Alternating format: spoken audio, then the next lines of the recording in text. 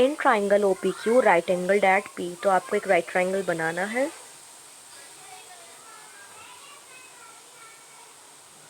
which is right angled at P, 90 at P.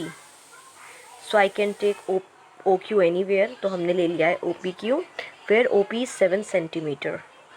This base is 7 centimeter and OQ minus PQ is 1.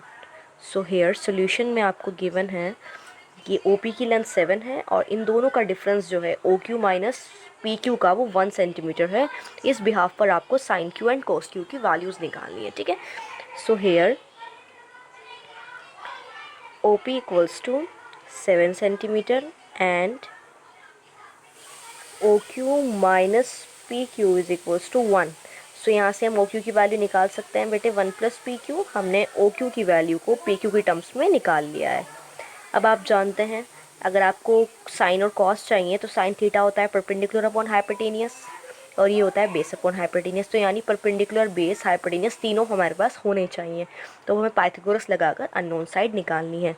So in triangle OPQ, OQ square, that means hypotenuse square, is equal to base square plus perpendicular square. So I can write OP square plus PQ square by PGT, Pythagoras theorem. Now what about OQ? OQ हमें निकालनी है और ये OQ की form हम ले चुके हैं ऑलरेडी। ये बैठेगी 1 प्लस PQ और इसका होल स्क्वायर लगाना है। कभी आप अलग अलग स्क्वायर लगाएं। OP 7, ये 7 स्क्वायर हो जाएगा। PQ अभी अननोन ही है हमारी। क्या ये a plus B whole square है? Yes, it is a plus B whole square. Answer will be a square plus b square plus 2ab equals to 49 plus PQ square. They will be cut.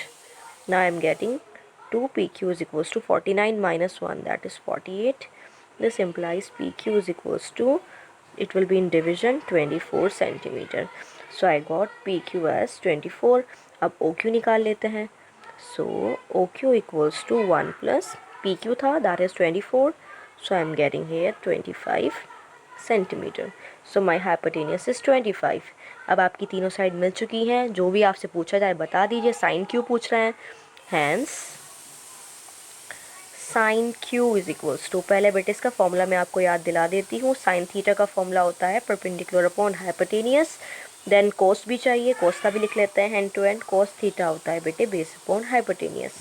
अब बस इसमें देखो बेटे Q कहाँ है, Q यहाँ पर है तो सामने वाली साइड परपेंडिकुलर होती है, तो ये हो जाएगा OP upon hypotenuse OQ, OP upon OQ. So my answer is OP is, where is my OP? 7 upon 25 is my first answer. Now come to base cos Q.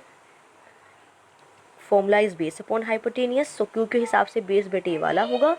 So I am getting here PQ upon OQ. So PQ is 24 by 25. So I got both answers cos Q and sin Q. In case इस question में बेटे आगे और extend किया जाता, आपसे पूछा जाता sine O and cos O, तो जब आप O एंगल कंसिडर करेंगे साइन के लिए तो परपेंडिकुलर ये वाला ट्रीट होगा, बेस ये वाला ट्रीट होगा। तो जो भी आप एक्यूट एंगल लें उसके सामने आप परपेंडिकुलर ही लेंगे हमेशा। तो ये इस टाइप की प्रॉब्लम्स आपकी एक्सरसाइज में आएंगी।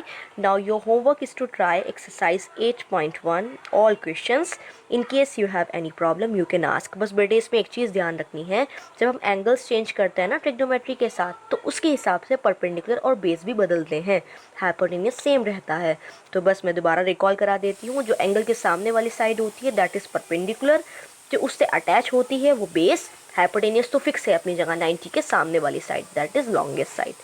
So I hope you understood well. Now in our next videos we will discuss trigonometric ratios of some specific angles. That is next topic of this chapter. Thank you.